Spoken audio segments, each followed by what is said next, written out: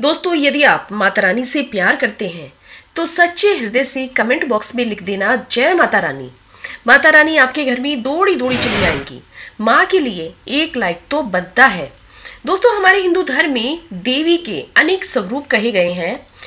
तो आज मैं आप लोगों को पावन पावनी वृक्ष के बारे में बताऊंगी। नवरात्रि का पावन 9 अप्रैल से शुरू हो गया है और इसका समापन 17 अप्रैल को होगा। नवरात्रि के पावन पर्व में कुछ ऐसे वृक्ष हैं और जिन्हें हम देव वृक्ष कहते हैं। यह देवी के स्वरूप होते हैं और हमारे धर्म में पेड़ पौधों को देवी देवता मानकर हम इनकी पूजा करते हैं और हमें पूजा भी जरूर करनी चाहिए। साइंस भी इस बात को कहता है कि पेड़ पौधे फ्री में हमें प्राण वायु प्रदान करते हैं और पेड़ पौधे हमें ऑक्सीजन देते हैं। हमारी जो कार्बन डाइऑक्साइड होती है उसे ग्रहण करके सभी प्रकार के जितने भी नकारात्मक चीजें होती हैं उसे अपने अंदर समाहित कर लेते हैं और हमें ताजगी प्रदान करते हैं। तो पेड़ पौधे स्वयं तेज धूप में तपते हैं लेकिन मनुष्य को शीतल छाया प्रदान करते हैं। तो नवरात्रि के समय में ऐसे कुछ पेड़ पौधे हमारे धर्म शास्त्रों में बताए गए हैं जिन्हें की मात्र छू लेने से व्यक्ति की बंद किस्मत का ताला खुल जाता है, व्यक्ति का सौभाग्य चमक जाता है। हमारे धर्म शास्त्रों में पेड़ पौधों को बहुत ही गुणकारी माना जाता है। अनेक बीमारियों का उपचार पेड़ पौधों में छुपा हुआ है, जड़ी बूटियों में छुपा हुआ है। और भगवान श्री कृष्ण जी ने गीता में स्वयं कहा है कि मैं वृक्षों में पीपल का वृक्ष हूँ। पीपल के वृक्ष को वृक्षों का राजा कहा जाता है क्योंकि पीपल वृक्ष की जो आयु होती है वह सबसे ज्यादा होती है, सबसे अत्यधिक होती है। इसलिए भगवान श्री कृष्ण ने गीता में स्वयं कहा है, मैं वृक्षों में पीपल का वृक्ष हूँ। तो चलिए आज मैं आप लोगों को नवरात्रि के समय में छुए जाने वाले वृक्षों के बारे में बताऊंगी। लेकिन उससे पहले दोस्तों, यदि अभी तक आपने वीडियो को लाइक नहीं किया है तो वीडियो को लाइक करके चैनल को सब्सक्राइब कर दीजिए और साथ ही साथ बेल आइकन को जरूर प्रेस कर लीजिए जिससे कि प्रतिदिन अपलोड होने वाली वीडियो की नोटिफिकेशन सबसे पहले आप तक पहुंचे।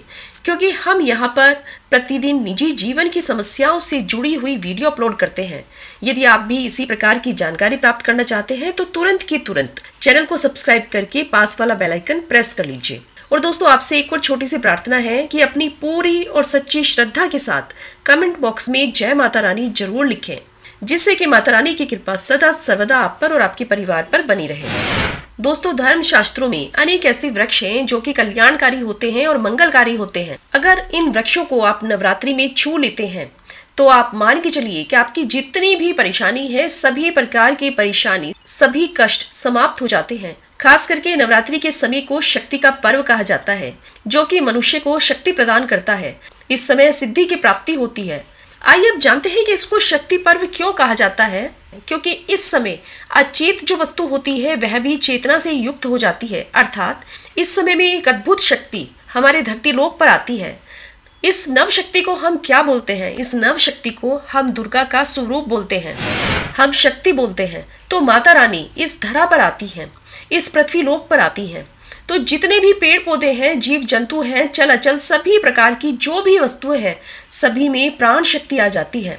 इन सब में शक्ति निहित हो जाती है, जागृत हो जाती है। तो दोस्तों, यदि आप इस समय बताए अनुसार कुछ पेड़ पौधों को जाकर छूते हैं, खास करके देवी स्वरूप कहे जाने वाले जो पेड़ पौधे होते हैं, अगर आप इनको छू कर आते हैं तो आपके जीवन की सभी परेशानी, दुख और तकलीफ, कष्ट, रोग सभी कुछ तुरंत ही समाप्त हो जाएगा।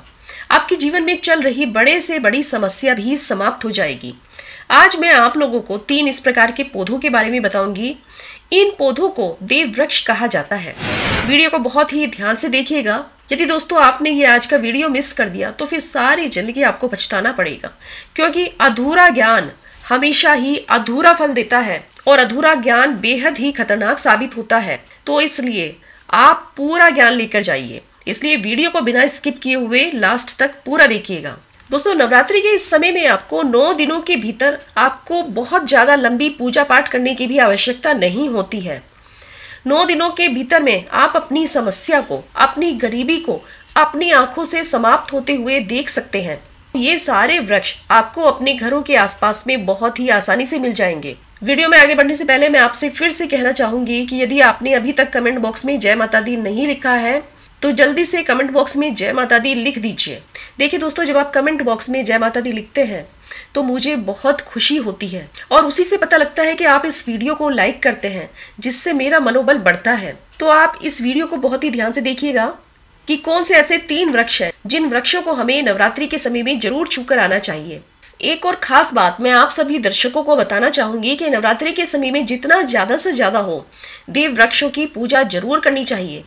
तो चलिए अब मैं आपको बताऊंगी कि वो कौन से वृक्ष हैं जिन वृक्षों को छूने मात्र से हमारी गरीबी पूरी तरह से नष्ट हो जाएगी। तो पहला जो वृक्ष है वह है बेल का वृक्ष। जो यह बेल का वृक्ष है, यह वृक्ष माता पार्वती के पसीने से उत्पन्न हुआ है। स्कंद पुराण के अनुसार जो माता पार्वती है यह देवी स्वरूप कही गई है, अर्थात यह नव दुर्गा का स्वरूप कही गई है। तो स्कंद पुराण की कथा में यह बात कही गई है कि जो बेल का वृक्ष है माता पार्वती के पसीने से उत्पन्न हुआ है। इसकी डाली में माता पार्वती, जड़ में ब्रह्मा, तने में विष्णु एवं समस्त जो हिस्से हैं उसमें भगवान शंकर जी बसते हैं। संध्या काल के समय शिव मंदिर के पास या फिर नव दुर्गा मंदिर के समीप जो भी बेल का वृक्ष है, इसके नीचे जाकर घी का दीपक जलाने से व्यक्ति धनवान, गुणवान और पराक्रमी बनता है। व्यक्ति को सभी प्रकार के मनोरथ की प्राप्ति होती है। हमारे धर्मशास्त्रों में तो यहाँ तक कहा गया है कि नवरात्रि के समय में यदि कोई भी व्यक्ति बेल के वृक्ष को माता नव दुर्गा का ध्यान करते हुए 7 बार छूकर आता है, यदि किसी व्यक्ति ने उपवास व्रत रखा है तो उस उपवास के कारण चाहे उसको कितनी भी थकान हो गई है, यदि वह बेल के वृक्ष को छूकर आएगा तो तत्काल ही उसकी थकान, उसकी सुस्ती समाप्त हो जाएगी। यदि कोई भी व्यक्ति नवरात्रि के समय में बेल के वृक्ष की जड़ में दूध चढ़ाता है, सभी प्रकार की व्याधियां दूर होती हैं। अगर सिंदूर युक्त गंगा जल चढ़ाता है तो व्यक्ति की गरीबी मिटती है। यदि आप बेल के वृक्ष की जड़ में तिल चढ़ाते हैं तो आपको सौभाग्य की प्राप्ति होती है। देखिए दोस्तों, ये जो बेल के 3 पत्ते होते हैं ये तीनों देवी के स्वरूप कहे गए हैं, यानी कि ये महालक्ष्मी, महाकाली, महासरस्वती के स्वरूप माने जाते हैं। यदि आप इसी प्रकार से देवी के स्वरूप का ध्यान करते हुए इस वृक्ष की सही प्रकार से पूजा पाठ करते हैं तो ऐसी कोई भी समस्या आपकी नहीं होगी कि जिसका निवारण इस नवरात्रि में नहीं होगा।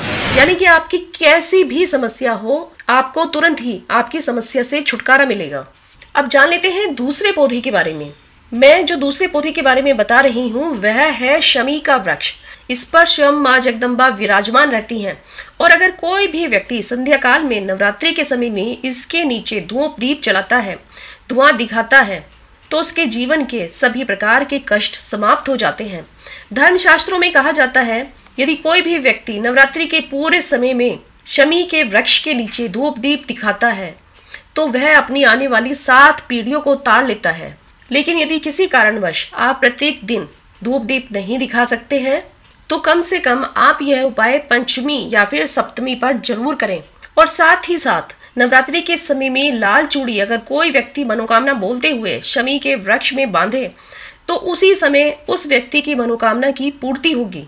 लाल चूड़ी अगर कोई भी महिला जाकर के बांधती है तो उसे सौभाग्य की प्राप्ति होती है, उसके पति की कभी भी अकाल मृत्यु नहीं होती है।